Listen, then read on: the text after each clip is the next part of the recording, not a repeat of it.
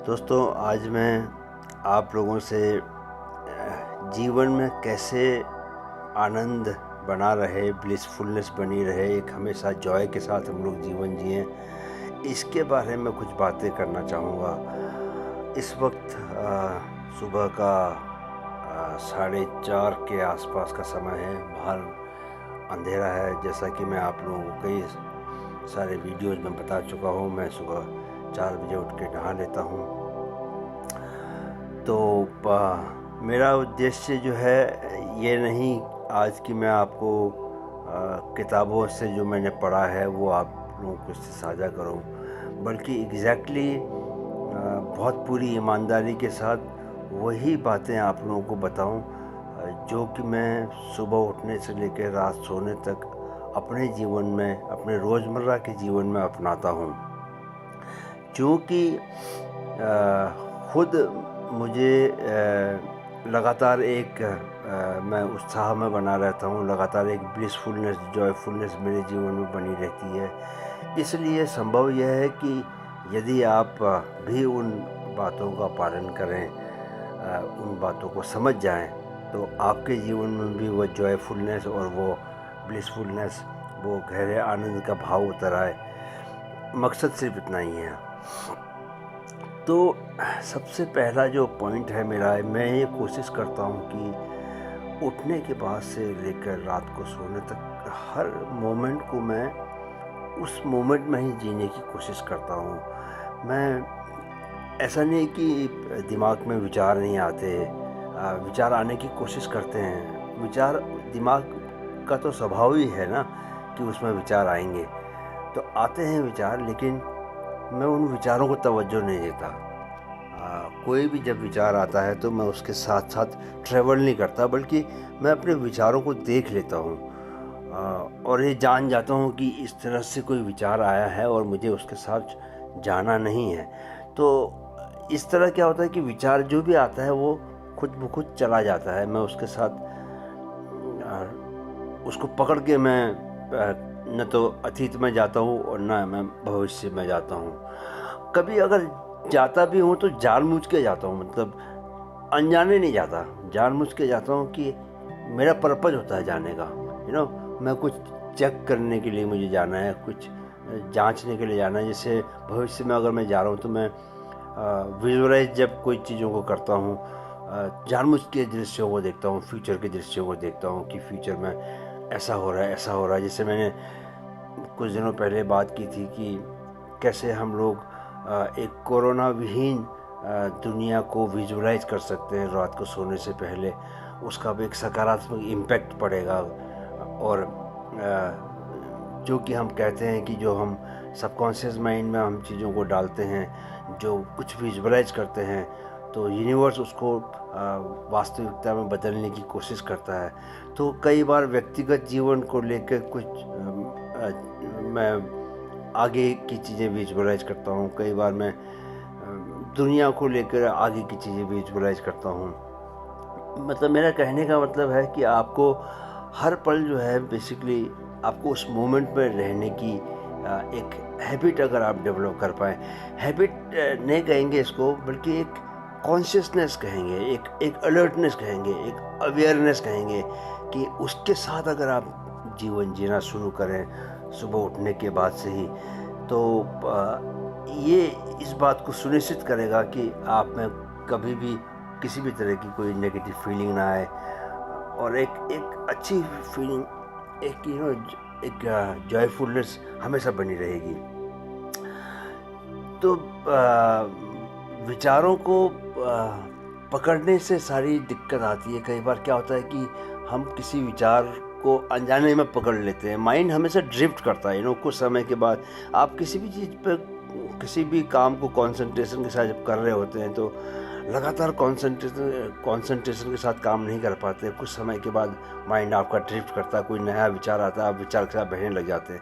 बस उस चीज़ पर अपनी बाज नज़र बना के रखनी है हम लोगों को। अच्छा, एक यह भी है कि मैंने ये देखा है कि सोचने का बड़ा मन करता है।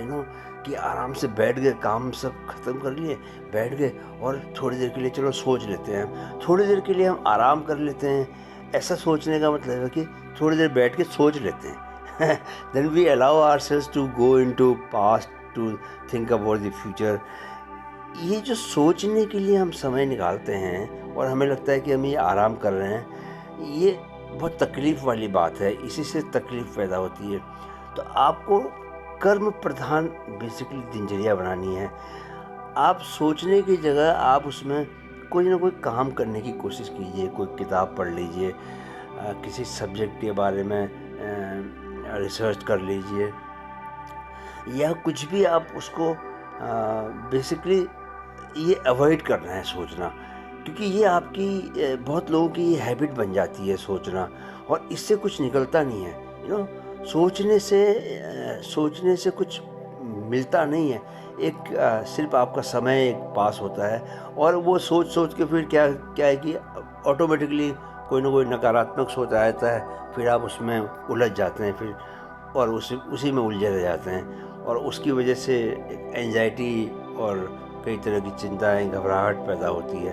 तो आपको क्या करना है कि जब भी कभी आपका फ्री का समय भी आपको लगता है कि मेरे पास काम अभी फ्री समय है, तो उस वक्त भी आप कोई ऐसे हल्के थोड़े कोई काम जो है, जैसे मैंने कहा कुछ अच्छी चीज़ें पढ़ लीजिए आप उस वक्त, बट उसको अलग से एक्सक्लूसिवली सोचने के लिए समय को मत रखिए।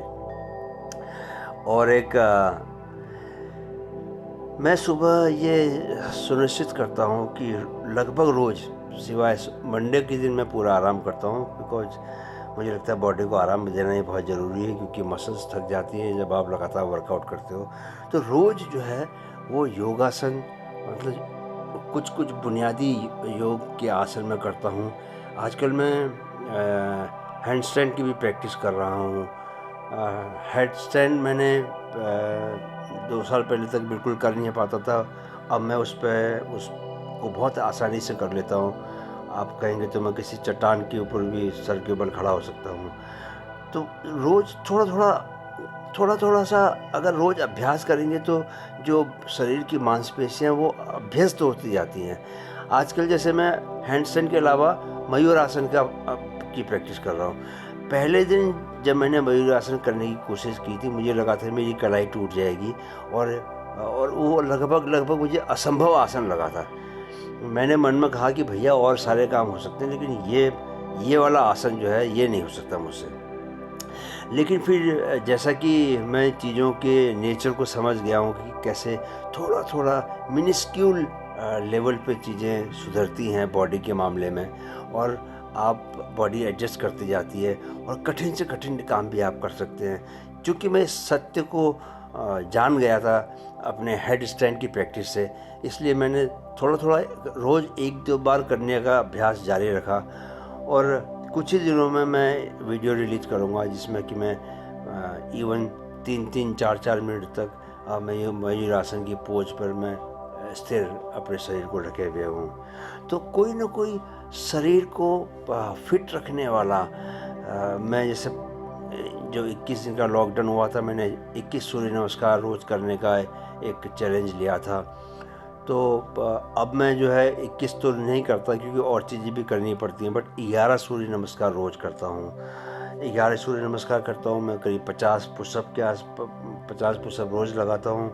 इसके अलावा मेरा हैंडस्टैंड का रहता है। फिर अभी रनिंग चालू हो गया, लेकिन रनिंग का क्योंकि आसपास में कोई बड़ा इवेंट नहीं है, इसलिए मैं रनिंग को थोड़ा रिलैक्स होके कर सकता हूँ, यानी कोई उस पर अपने ऊपर दबाव बनाने की ज़रूरत नहीं है।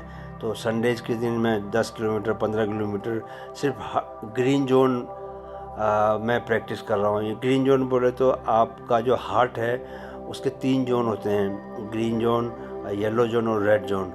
तो रेड जोन में आपकी हार्ट बीट काफ़ी तेज़ हो जाती है। मतलब जनरली आपको अगर इसको निकालना हो तो जैसे 220 में से अपनी एज अगर आप माइनस कर देंगे तो आपको पता चलेगा कि जितना नंबर आएगा वो आपका एक मैक्सिमम हार्ट बीट, आप उतने हार्ट बीट से ऊपर दिल को मत जाने दें। मेरे मामले में जैसे मेरी उम्र जो है 52 साल की है, तो 220 अगर माइनस से 52 निकाल दें तो करीब 170 के आसपास आता है। तो मुझे कोशिश करनी चाहिए कि 170 हार्ट बीट से ऊपर ना जाए मेरा जब भी मैं रनिंग का अभ्यास करूं।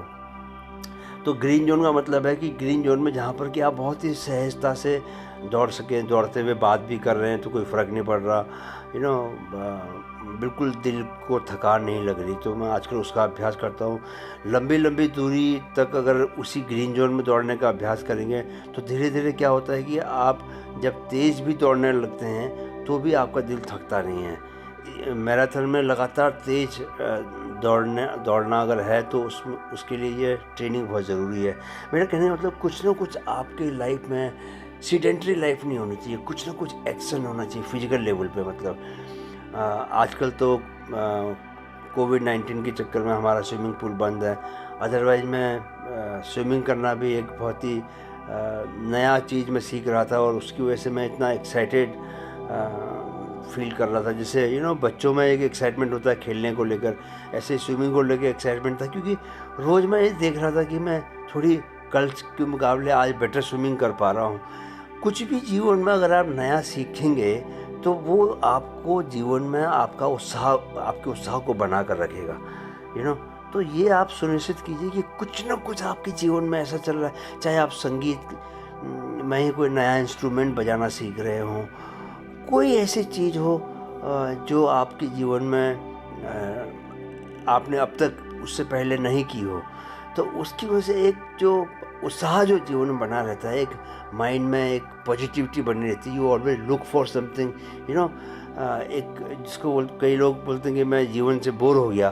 बोर होने का मतलब ये है कि आप कुछ भी, आप फिर खाली समय रहता है, कुछ करने का मन नहीं करता, कुछ ना कुछ नेगेटिव बातें सोचते रहते हैं। नेगेटिव बातें सोचते हैं तो उसकी वजह से बॉडी में नेगेटिविटी आती है, बॉडी और आलसी हो जाती है और वो एक कुचक्र जो है वो आप कुचक्र में आप फंस जाते हैं। तो वो उस कुचक्र को तोड़ने के लिए और इसके लिए कि आप एक पॉजिटिव साइकिल बना पाएँ तो कुछ ना कुछ सीखना बहुत ज़रूरी है।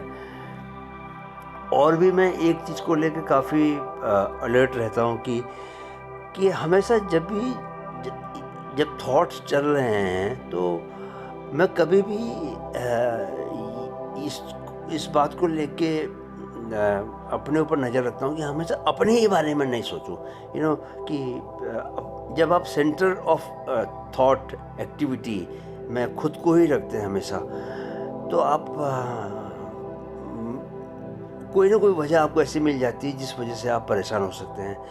क्योंकि अगर हम चाहते हैं कि केंद्र में हमने खुद को रखा हुआ और अपने हर तरह का फ़ायदा चाहते हैं, हम चाहते हैं कि हमको प्यार भी मिलता रहे, दूसरे लोग हमें प्यार करें, दूसरे लोगों से हमें फ़ायदा पहुँचे, हमारे हिसाब से सारी चीज़ें होती रहें, तो कुछ ना कुछ तो ऐसा होगा जो कि आपके हिसाब से नहीं होगा। क्योंकि जैसे आप हो वैसे दूसरे लोग भी हैं। ये जो अंडरस्टैंडिंग है, इससे मुझे बहुत मदद मिली है। ये जो अंडरस्टैंडिंग है कि भाई जो मैं अपने लिए सोचता हूँ, जैसे मैं अपने को अच्छा महसूस कराना चाहता हूँ, चाहे वो ईगो के लेवल पे है या अदरवाइज़, वैसे ही हर दूसरा आदमी भी चाहता है। तो हमको दूसरे की बातें भी सुननी चाहिए, दूसरे की लाइफ को, दूसरों की जो जीवन में वो कर रहे हैं उसका भी सम्मान करना चाहिए। तो सेंटर में हमेशा खुद को नहीं रखना चाहिए, कई बार स्टेज दूसरों को भी देना चाहिए। तो उसकी वजह से क्या होगा कि आपके अपने जीवन के दुख बहुत कम हो जाएंगे। तो ये कुछ की मोटी मोटी बातें थी। इसके अलावा एक जो बोलते हैं ना खाने की हैबिट्स, अच्छा खाना खाना वो बहुत ज़रूरी है। मैं सुबह उठने के बाद अदरक का गुनगुना पानी लेता हूँ, उसमें अदरक डाल के उसमें नींबू डालता हूँ, तो मेरा शरीर जो है जिसको बोलते हैं डिटॉक्सिफिकेशन हो जाता है सुबह सुबह ही। और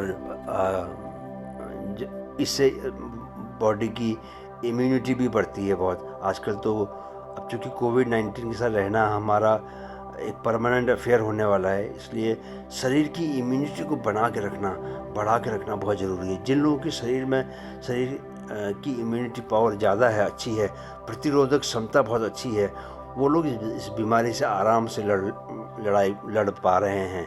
जो लोग का शरीर की प्रतिरोधक क्षमता बहुत कम है उन लोगों को बहुत दिक्कत हो रही है इस रोग से, इस बीमारी से लड़ने में। तो खाने के प्रति भी बहुत सचेत मैं रहता हूँ, और रात का खाना एकदम 8 बजे से पहले खाना सुनिश्चित करता हूँ कि 8 बजे से पहले खा लूँ, ताकि आजकल तो मैं 9 साढ़े 9 बजे भी कई बार सोने की कोशिश करता हूँ, ताकि सुबह 4 बजे उठना भी मुझे लगता है कि थोड़ा सा लेट हो जाता है। बिकॉज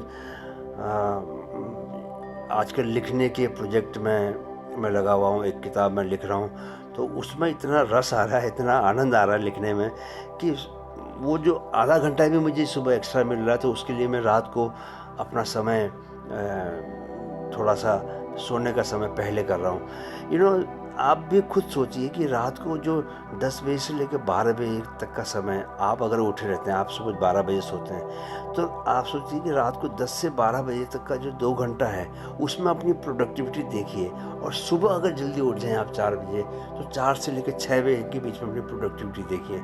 मैं तो ये कहता हूँ, मेरा एक्सपीरियंस ये है कि आप 4 बजे उठ के कुछ नहीं भी करें, सिर्फ कुछ पढ़ लें, कुछ थोड़ा सा मेडिटेशन कर लें, इतने भर से ही जीवन में बहुत सकारात्मकता आ जाएगी, जीवन में बहुत भरपूर एनर्जी आ जाएगी, बहुत पॉजिटिविटी आ जाएगी, और कुछ एक्स्ट्रा भी करने की ज़रूरत नहीं है आपको। लेकिन मुझे लगता है कि ये जो मैं रात को जल्दी सो जाता हूँ और सुबह जल्दी उठता हूँ, उससे भी बहुत फ़र्क पड़ रहा है। एक मेंटल, जिसको बोलते हैं, मेंटली मैं अपने को स्ट्रांग महसूस करता हूँ। स्ट्रेंथ से स्ट्रेंथ बढ़ती है। आपकी ताकत, जब आप अच्छा काम कर रहे होते हैं, जब जीवन में अच्छी चीज़ें हो रही होती हैं, उस वक्त आपको अच्छी चीज़ें करने की और अच्छी चीज़ें करने की इंस्पिरेशन अपने ही जीवन से मिलती है। तो सुबह उठने को लेकर मेरा ये मानना है कि आपको भी कोशिश करनी चाहिए, समझना चाहिए कि कौन सा वक्त प्रोडक्टिव है। एक लाइफ में there is something called common sense भी लाइफ में यूज़ करना चाहिए कई बार। कि ज़रूरी नहीं है कि किसी विद्वान ने हमें कोई बात बताई हो, किसी संत ने, महात्मा ने हमें बात बताई हो, हम खुद ही सोचें कि भाई क्या है। सुबह के समय कहीं भी, अभी मैं सुबह के समय आपसे बात कर रहा हूँ, मेरे विचारों में, दिमाग में विचारों का जो क्रम है, तारतम्य है, वो इतना सधा हुआ है। बाहर बिल्कुल कोई शोर शराबा नहीं है, एकदम जो वातावरण में विचार तरंगे लोगों की नहीं है, सब सोए हुए हैं, ऑक्सीजन का लेवल बहुत ज़्यादा है। तो इस वक्त पे जो आप काम करेंगे, आप अगर कोई चीज़ आपको याद करनी है, कोई चीज़ें पढ़नी है आपको, तो वो आपकी स्मरण शक्ति में, आपकी स्मृति में ज़्यादा मजबूती से बना रहेगा। तो इसलिए सुबह का समय बहुत बहुत इम्पोर्टेंट है। ये बताने की ज़रूरत नहीं, इसको महसूस करने की ज़रूरत है। और जब आप उसको जान लेंगे, तो उसके बाद फिर कोई ज़बरदस्ती आपसे करवाएगा ऐसी ज़रूरत नहीं पड़ेगी, आप खुद से ही करने लगेंगे, है ना। तो ये सब बातें थी जिनकी वजह से मुझे लगता था कि जीवन में एक हमेशा एक जॉयफुलनेस, ब्लिसफुलनेस, एक आनंद का भाव बना रहता है। ये बातें आपके साथ साझा करना बहुत ज़रूरी थी, इसलिए मैंने ये बातें आपके साथ साझा की है। मुझे उम्मीद है कि ये बातें आप लोगों के काम आएंगी, और आप लोग भी अपने जीवन को एक बहुत पॉजिटिविटी के साथ भर के, बहुत एनर्जी के साथ भर के, और बहुत ब्लिसफुलनेस के साथ, बहुत आनंद के साथ जीना शुरू करेंगे।